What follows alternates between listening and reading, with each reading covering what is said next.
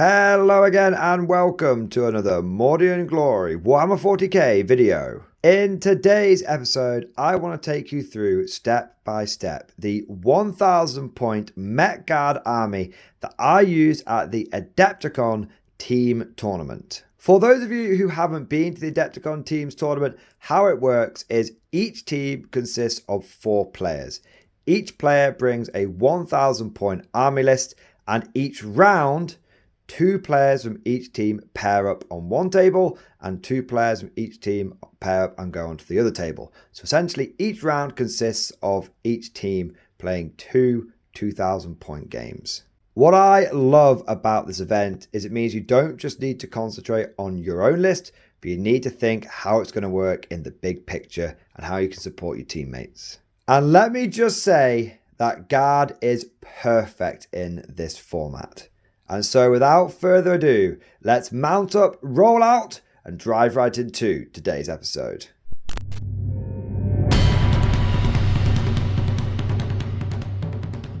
As is tradition, I will start off with an overview of the list that I took. But in addition to that, because this was a team tournament, I'll give you guys a brief overview of what else was in my team, what I was fighting alongside. In my own list, I had a tank commander with Grand Strategist in the El Clasico Russ, the big old boxy Russ with the El Clasico loadout. Battle cannon, las cannon, heavy bolters, and hell, I've even got a storm bolter from goddamn 2nd edition on there as well. And there is a cheeky hunter killer knocking around the place as well. This guy is designed to provide a decent amount of firepower. The El Clasico loadout is one that it can take all comers. It's never the best loadout, but it's never the worst. If you come across some big monster, well, between the battle cannon and the las cannon, you should be able to damage it. You won't be able to kill it single-handedly, but you should be able to damage it. If you come across a horde of little buggers, well, you've got the heavy bolter, the blast from the battle cannon, and the storm bolter to help scythe down a few of their ranks. But to be honest, more than his firepower, the reason I was taking him was his 2 orders, because I have upgraded him to have Grand Strategist. I wanted him to be telling take aim to both of my other fire support units pretty much every single turn. First one was the Lehman Russ Exterminator. I love this thing. Probably the best Lehman Russ variant in the game right now. I do have some loadouts that I prefer just because I like the feel of them, but I have to say that if you're going into battle and you're not running at least one Lehman Russ Exterminator in a nice hybrid take-all-comers guard army, you're definitely missing out. The reason why this thing is so good is because of its ability, Withering Hail. When the Exterminator autocannon hits something, every other guard unit that then shoots that enemy target gets extra AP. So you can get AP1 las guns, or more importantly, you start getting extra AP on those AP1 weapons like heavy bolters and battle cannons, which typically struggle against enemy units in cover. But don't get it mixed up. This thing isn't just a force multiplier. It's got some big boom behind it. The Exterminator autocannon is rapid fire 4 with 4 shots with a 48-inch range. This means you get this thing within 24-inch range, which is eminently doable on the smaller 40k boards that we find ourselves playing on in 9th edition, now 10th edition. You're getting 8 shots at strength 9. AP1, twin linked, flat damage 3. I have had Lehman Russ Exterminators tear chunks out of anything from elite infantry all the way up to big monsters, because that flat damage 3 is so damn tasty, and the 4-year-old Swoon make it a genuine threat against vehicles. Of course the AP-1 is somewhat limiting, but what I tend to do is I would fire a Chimera or an infantry squad first at a target, spunk 2 CP on it for fields of fire, then I would shoot the Exterminator, it's got extra AP, and then I would follow up with the battle cannon, so that essentially I was stacking on AP after AP, so that even the toughest targets or most dug into cover were no match for this firepower. But even if I did come up with something that was particularly armor intensive, I had the multi-mounters. Strength 9, AP -4, I don't care what cover you're in, that is going to start hurting. And just as a little final bit of firepower, we had a heavy bolter, because I love a cheeky heavy bolter, and we had a heavy stubber and hunter killer on this thing as well. Now these two main tanks cover all of my direct damage dealing, but sometimes you need to be able to shoot targets that are out of line of sight. That's where the Basilisk comes in. I love the Basilisk, it's super reliable, it's not quite as punchy as something like a Manticore, but it produces consistent results. D6 plus 3 shots, strength 8, 8 mass 2, 2 damage, with the fact that if it stays still it's going to get lethal hits because it's in the guard. Just makes for a very good take all comers artillery piece. What I found in these 1,000-point doubles games or 2,000-point games was that most people would focus on going for all of the big boom, all of the big punch, and at most they'd leave like a little 5-man unit on their backfield objective. Well, you know what the Basilisk loves going after? Those little 3, 4, 5-man just light infantry, medium infantry squads. And by going after those, and sometimes I get them in one turn, often it would take 2 turns, but over the course of 2 turns wiping those out, it forced my opponent to send something much more viable back to hold his home objective, diluting their offensive power. But speaking of offensive power, we've got the mechanized infantry. 3 chimeras with 3 units of cast chance inside. Each cast chance unit has got double flamer, voxcaster and a sergeant. Each chimera has got a heavy bolter in the front, and then we've got one which has got a heavy bolter on the turret and a heavy stubber, and we've got 2 which have got multi-lasers and storm bolters. Now some of you might be thinking, Mordy, is this some newfangled crazy tactic where multi-lasers are actually good and storm bolters are the secret meta support weapon? No, not even close. These have got multi-laser storm bolters because that's what they're modelled with, and I wanted to take some Mordian stuff. And my Mordian chimeras tend to have multi-lasers because they're old school. You see, they've not. If you see that this is like a big sort of boxy turret, that's actually the newer chimera. These ones have got the flatter, more narrow turrets. These are the older chimeras. So my old Mordian chimeras have got multi-laser storm bolters. So by God, that's what I'm going to use them with. Little side note here. I actually didn't find the storm bolter versus heavy stubber thing to be a big deal, though I definitely noticed it. But there were a couple of times I'm like, damn, I wish I had a few more stubber shots just to feel better. I don't think it really made much difference, but it's sometimes nice to roll a few extra dice. But the multi-laser thing was quite interesting. Often I would find myself shooting enemy vehicles, and those vehicles would be toughness 10 or toughness 11, and the heavy bolter would just never wound them because it was fishing for 6s. But the multi-laser was wounding on 5s and 6s, and I'd sometimes get a cheeky extra wound that I wasn't expecting, sometimes 2, and I'd chip a wound off here and there. Is the multi-laser good? No.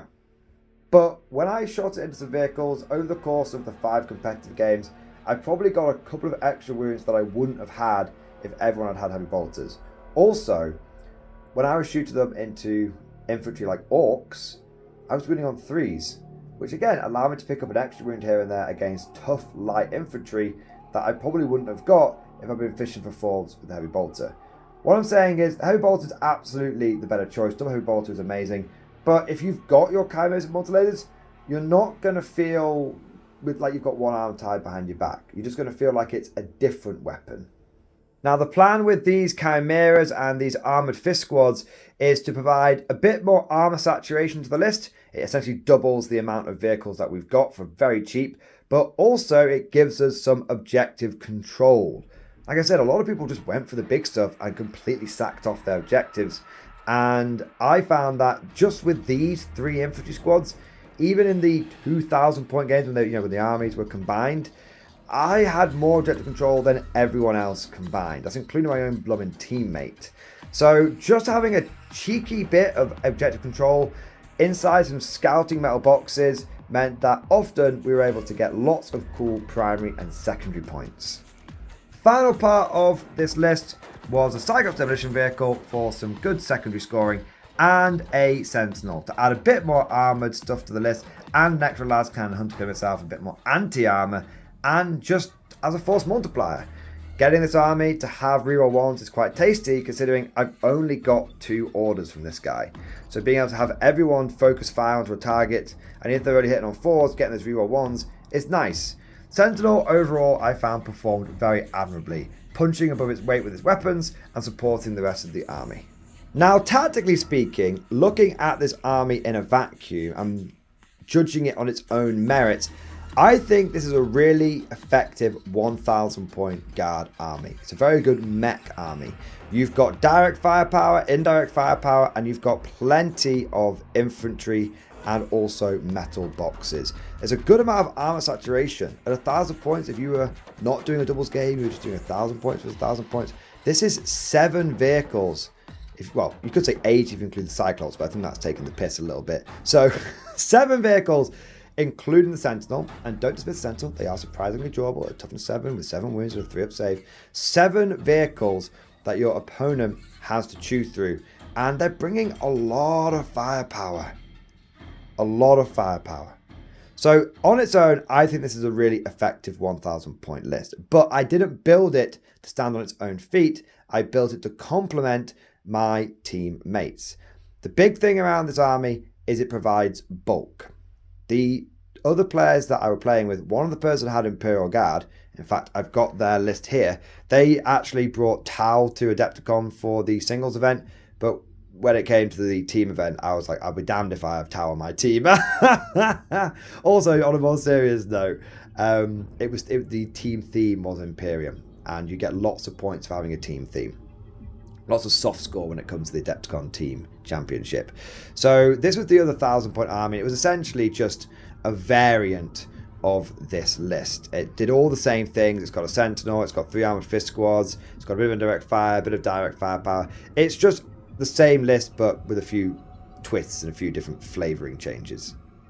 But the main thing between my list and this guard list was to complement the other people on our team, which was a Dark Angels player who had Ironstorm Spearhead with lots of Dreadnoughts, and a Grey Knights player who had 4 Dreadknights and a unit of Terminators. Both of those other armies were hyper elite. And when we actually played the team tournament, and our sort of planning beforehand was every round that is possible, one guard army should pair up with one of the elite armies. That way, the elite armies are doing all of the punchy, all of the shooty, doing all of the damage, just being a nightmare, and the guard are providing fire support, but most importantly, numerical support.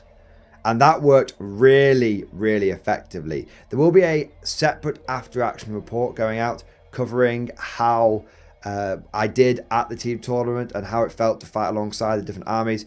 But consistently, the guard would take the casualties and would hold the objectives and just provide a bit of extra boom boom here and there. And they would distract the enemy whilst the elite armies went in there and crushed heads. They were snapping necks and cashing checks. But what was really cool is in one of the rounds, the 2 elite armies had to go together and the 2 guard armies got to fight together. And that made for a deadly combination, because these 2 guard armies build up to make the 2,000 point army that I ran at the Adepticon singles tournament, where I went 3-1. And in the one round where both guard armies got to pair up, it was insane. Everyone talks about how tough Necron Catan are, but when you kill 3 of them over the course of 1.5 shooting phases, they don't seem that tough. little bit of a spoiler alert for you guys there, getting you guys hyped up for the after action report that will be coming later. But this makes for a very effective 2,000 point game, 2,000 point army, and then these guard armies break down and are the perfect support armies for those Marines and Grey Knights. And that just about covers it all. I know you guys really well know what's in this guard army, so I'll just go through it briefly. Tank Commander, no Grand Strategist, 2 Plasma Cannons, Heavy Bolter, Demartial Cannon, Heavy Stubber, Hunter Killer Missile. And then we've got a Lemurus Battle Tank with Battle Cannon, Las Cannon, Plasma Cannons, Heavy Stubber, Hunter Killer Missile, Manticore with Heavy Bolter and Hunter Killer Missile, and 3 Chimeras with double Heavy Bolter, Heavy Stubber, Hunter Killer Missile, and then 3 units of Catachan's Double Flamer, and a Scout Sentinel with Las Cannon and Hunter Killer Missile and Sentinel Chainsaw. I know what you guys are like. You see one, that's my list. You want to see the other one. There you go. Now you've had a double doozy, a 2-for-1 army list video. But seriously, that just about wraps the video up now. Hope you guys enjoyed it. Let me know what you think of these 2 1,000 point armies. Which one would you prefer to run? The Mordians or the Steel Legion? Which units do you think are going to be more effective? And let me know what your 1,000 point doubles armies would be, whether it's Guard for any other faction. Don't forget to smash that like button and also subscribe to never miss an episode.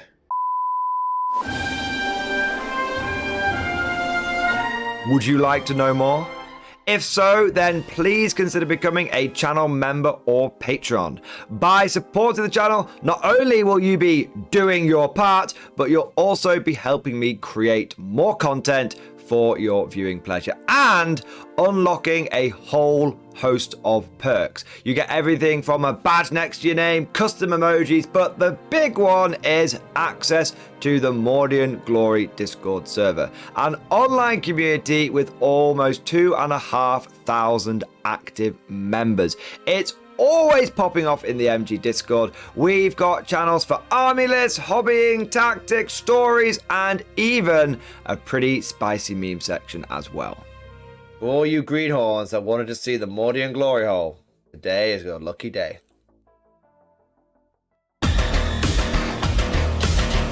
And joking aside, I do want to say a massive thank you to all of the current channel members and patrons. You guys are amazing, truly the lifeblood of the channel. I could not do Mordian Glory full-time without the incredible and generous support of my members, so thank you guys so much. And last but certainly not least, I want to say a personal thank you to all of my top tier Patreons. These are the War Masters, the people who have truly gone above and beyond the call of duty. So a heartfelt thank you to Alex Dengal, Bon Vert, Mad Larkin, Marcus Roberts, Mark Panconi, RJ Scorpion, Swordfish Trombone, Try Again Bragg, John Stubbs, Nick Wolf, Diesel Fox, and August Varney.